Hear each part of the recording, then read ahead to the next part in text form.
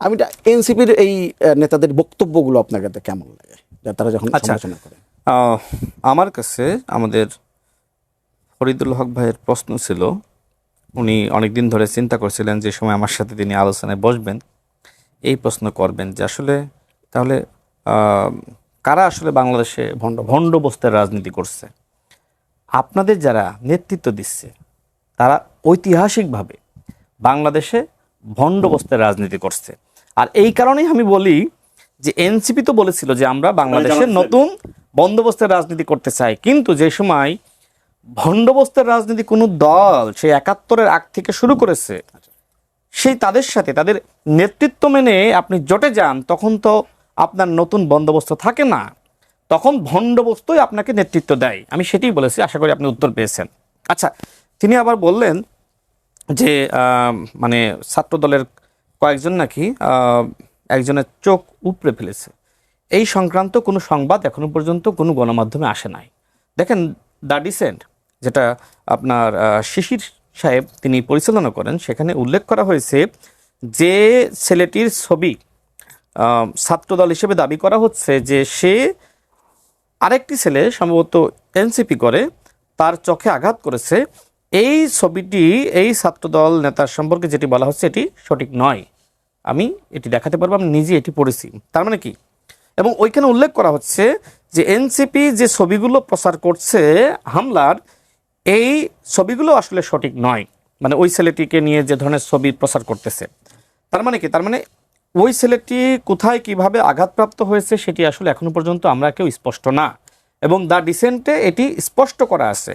এখন ফরিদুল হক ভাই বললেন যে তার চোখ উপড়ে ফেলা হয়েছে। এখনো পর্যন্ত কোনো টেলিভিশনে কোনো পত্রিকায় এই সংক্রান্ত নিউজ হয়নি যে তার চোখ উপড়ে ফেলা হয়েছে। হ্যাঁ, সেখানে কিছু সাংঘর্ষিক ঘটনা ঘটেছে, এবং মূলত নাসিরউদ্দিন পাটোয়ারি যেহেতু যেখানেই যাচ্ছেন তিনি সেখানে স্থানীয় এমপি এবং মন্ত্রীদেরকে তিনি গালিগালাজ করতেছেন। দেখেন, বিএনপি যারা করে, এর বাইরেও যারা বিএনপিকে সমর্থন করে, ওই এলাকার যিনি আসলে এমপি নির্বাচিত হয়েছেন ওই এলাকার সন্তান, তার প্রতি এলাকাবাসীর এক ধরনের ভালোবাসা, মোহ, এবং তাকে কিন্তু ওই এলাকার রাহাবার হিসেবে মনে করে।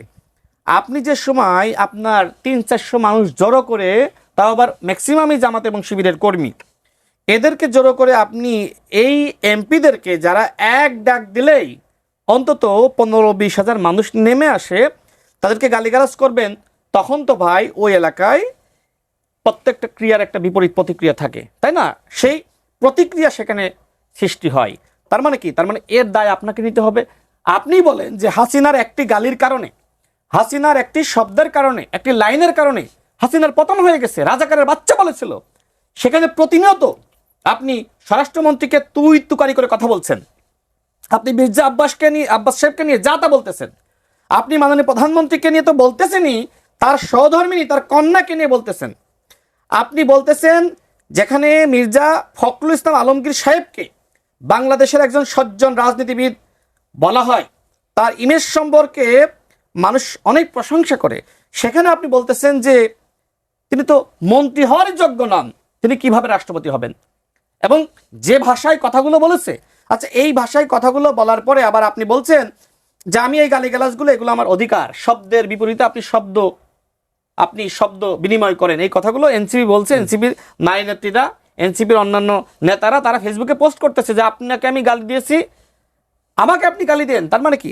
গালি দেওয়া যদি আপনার স্বাধীনতা হয়, তাহলে ওই এলাকার মানুষ যারা আসলে জনপ্রতিনিধিকে ভোট দিয়ে নির্বাচিত করেছে, তারাও ক্ষুব্ধতা ব্যক্ত করা, তাদেরও স্বাধীনতা আছে। যেখানে হাসিনার পতন হয়েছে, কেন আজকে আমরা প্রতিরোধ গড়ে তুলেছিলাম খালি হাতে? বাংলাদেশের জনগণ যার যে সামর্থ্য ছিল সেই সামর্থ্য অনুযায়ী শেখ হাসিনার বাহিনীকে প্রতিরোধ করেছিল, এবং এইটা একটা গণ অভ্যুত্থান ছিল। গণ অভ্যুত্থানে কি কি হয় আমরা সবাই জানি, দেখেছি। ছাত্রলীগকে বাঁশের লাঠি হাতেই বিতাড়িত করা হয়েছে। সুতরাং আপনি যদি বলেন যে আমি গালি দেবো আর তুমি চুপ থাকবা, শুনবা, তুমি পাল্টা গালি দিবা, এটা বাংলাদেশের রাজনীতি না। এবং এই রাজনীতি আপনারাও করে আপনাদের উত্থান হয়নি, আপনারাও প্রতিরোধ করার মধ্য দিয়ে আপনাদের উত্থান হয়েছে। সুতরাং আপনি যে সময় আমাদের মাননীয় প্রধানমন্ত্রীকে গালিগালাজ করবেন, আপনি সমালোচনা করেন, যদি মাননীয় প্রধানমন্ত্রীর কোনো ভুল থাকে আপনি সেইভাবে সমালোচনা করেন, গঠনমূলক পরামর্শ দেন। আপনি বলেন যে এইটা গণঅভ্যুত্থানের সরকার, রাষ্ট্র পুনর্গঠনে আমাদের সবার ভূমিকা রাখতে হবে। কিন্তু আপনি কি করতেছেন? আপনার ভাষায় হলো সরকারি দলকে গালিগালাজ করা, ভিলিফাই করা, মিথ্যাচার করা, প্রপাগান্ডা করা। আজকে দেখেন আমি অবাক হয়ে গিয়েছি, কর্নেল অলি আহমেদ একজন বর্ষিয়ান রাজনীতিবিদ, তিনি আমাকে ইঙ্গিত করে বলেছেন যে বাপ মায়ের পরিচয় নাই, জাতীয় নেতাদের নিয়ে সমালোচনা করে। এরপরে রয়ের এজেন্ট, মুসাদের এজেন্ট, এরকম এজেন্ট বানিয়ে তিনি আমাদেরকে মানে বক্তব্য দিয়েছেন। দেখেন আমি যে বক্তব্য দিয়েছিলাম সেটি হলো, প্রথম আলো পত্রিকায় একটি সংবাদ প্রকাশিত হয়েছিল যে ওই সময় জনেক মাসুদ করিম নামের একজন ব্যক্তি, যিনি গোয়েন্দা সংস্থার এজেন্ট ছিলেন এবং অন্তর্বর্তীকালীন সরকারের সময় তিনি অ্যারেস্ট হয়েছেন। তার কাজটা ছিল, আমরা যারা বাংলাদেশে অপোজিশনের রাজনীতি করি, একের পর এক আর্টিফিশিয়াল ব্যর্থ আন্দোলন সৃষ্টি করা, এবং সেই আন্দোলন যে সময় বারবার ব্যর্থ হবে, যে আমরা মাঠে নামলাম সফল হইল না, তখন তো আমরা হতাশ হয়ে ঘরে বসে যাবো, তাই না? তো এই ধরনের একটি প্রজেক্ট হাতে নিয়েছিল এবং এই প্রজেক্টের মাস্টারমাইন্ড ছিলেন এই কর্নেল অলি আহমেদ। এটা প্রথম আলো পত্রিকার সংবাদ, আপনি দেখতে পারেন, গুগলে সার্চ দিলে পেয়ে যাবেন। তো আমি যে সময় তিনি বলছেন যে ছোট ছেলে নাহিদ ইসলাম, মাওলানা মামুনুল হক যে সময় জামাতের আমির ডাক্তার শফিকুর রহমানের নেতৃত্বে একতাবদ্ধ হয়ে রাজপথে নামবে, বিএনপির 7 দিনে পতন হয়ে যাবে, তার সেই বক্তব্যকে কট করে আমি তার এই সমালোচনা করেছি যে ওই সময় তো কর্নেল অলি আহমেদ নিজে গোয়েন্দা সংস্থার ফাঁদে পা দিয়েছিলেন এবং এটা বাস্তব এবং সত্য। আর তিনি আজকে আমাকে রয়ের এজেন্ট বানাচ্ছেন, মুসাদের এজেন্ট বানাচ্ছেন, যেখানে ঢাকা বিশ্ববিদ্যালয়ে আমরা সেই এনআরসি এবং সিএএ বিরোধী যে আন্দোলন ভারতে হচ্ছিল সেটা সমর্থন জানিয়ে নুরুল হক নূরের রুমে আমাদেরকে হত্যা চেষ্টা করেছিল এদেশীয় যারা প্রকৃতপক্ষে রয়ের এজেন্ট। বাংলাদেশে যদি নরেন্দ্র মোদীর আগমন বিরোধী আন্দোলন কারা করেছিল? আমরাই করেছিলাম। সেই সময় ফরিদুল্লাহ ভাই আমাদের সাথে ছিলেন এবং তিনি নিজেও এর দায় নেবেন না বলে তিনি ওই সময় যুব অধিকার পরিষদ ছেড়েছিলেন। আজকে জানি না তার অবস্থান কি, কিন্তু তিনি এর দায় নিতে চাননি। প্রেস বিজ্ঞপ্তি দিয়ে তিনি আমাদের এই আন্দোলনকে সমর্থন করেন নাই, তিনি দল ছেড়েছিলেন, আমাদের সাথে সম্পর্ক ত্যাগ করেছিলেন। আজকে সেই রাশেদ খান, নুরুল হক নূরদেরকে বলা হচ্ছে রয়ের এজেন্ট। আজকে আমাদের সিনিয়র নেতাদের ভাষা যদি এইরকম হয়, আমার বাপের পরিচয় নাই, মায়ের পরিচয় নাই। দেখেন, আমার বাপ মা যদি 18 সালে রাজপথে না নামতো আর কোটা আন্দোলন সফল না হইতো, 24 সালের গণঅভ্যুত্থান হইতো না।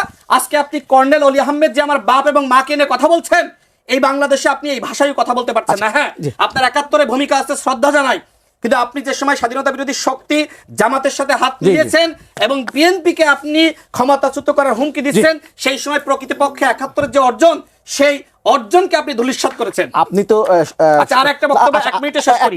1 মিনিটে আপনি তো সমালোচনার বক্তব্য সমালোচনা দিচ্ছেন, আপনি তো সমালোচনার জবাবে সমালোচনা করছেন, তাহলে অন্যরা কেন সমালোচনার জবাবে মার দিচ্ছে? না, আমি তো বাপ মা নিয়ে কথা বলা আর রাজনৈতিক সমালোচনা করা কি এক জিনিস? কর্নেল অলি আহমেদের মতন একজন বর্ষিয়ান মানুষ যে সময় রাশেদ খানের বাপ এবং মায়ের পরিচয় নিয়ে প্রশ্ন তোলে, তখন বাংলাদেশের রাজনৈতিক সংস্কৃতি কোথায় গিয়ে দাঁড়ায়? আজকে দেখেন, জামাতের আমির ডাক্তার শফিকুর রহমান তিনি বলছেন যে এখন আর বিসিএস দেওয়া লাগবে না, 3 মাসের প্রশংসা করলে আপনি সচিব হয়ে যাবেন। দেখেন, বাংলাদেশের যিনি প্রধানমন্ত্রী হন, একজন বিশেষ সহকারী, রাজনৈতিক সহকারী, তাদেরকে নিয়োগ দেন।